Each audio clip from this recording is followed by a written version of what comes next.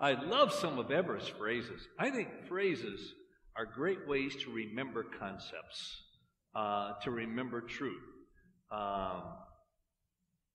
One of the big things that helps me all the time is when I said to the young man, the difference between you and me, to you it's true because you believe it. For me, I believe it because it's true. And that phrase has helped me to remember so many things over the years. The value of truth and how you see it in your life. It's different in my life than what most people think it is. I was taking a class in graduate school from Dr. Bass, a very profound apologist. Very profound. And the final exam was a paper. It was 80% of the class. And the paper was, every year he did it, give the best defense of Christianity. I knew he wanted stuff from his notes and everything, but I disagreed with him.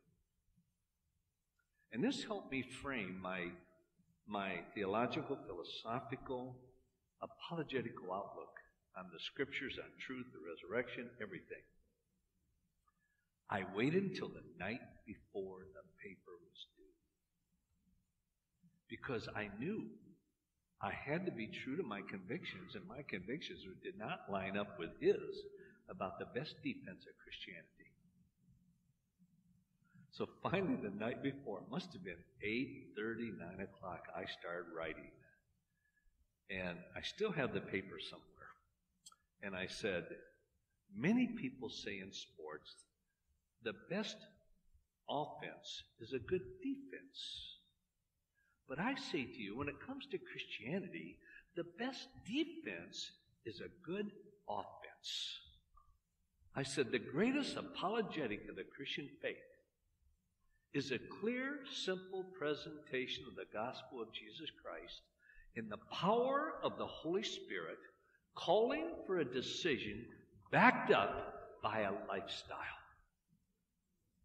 And I gave a little evidence for the resurrection. I wrote out the 4 spiritual laws, and my entire testimony, handed it in.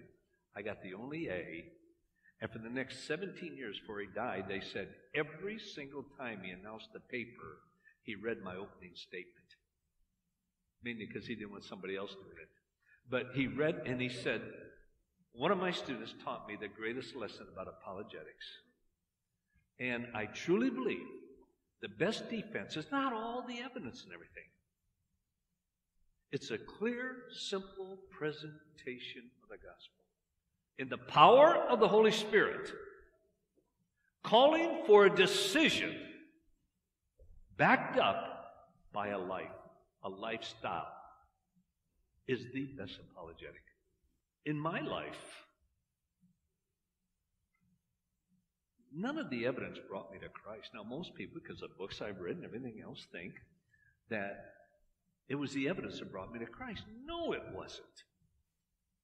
Once I became convinced the Bible was true and Christ was the Son of God. See, most people would always say, well, you argue from God. Is there a God? And then you argue to Jesus. I never did that. I might be rather unorthodox. I started with Jesus and then argued to God. What other explanation is there for Jesus? God.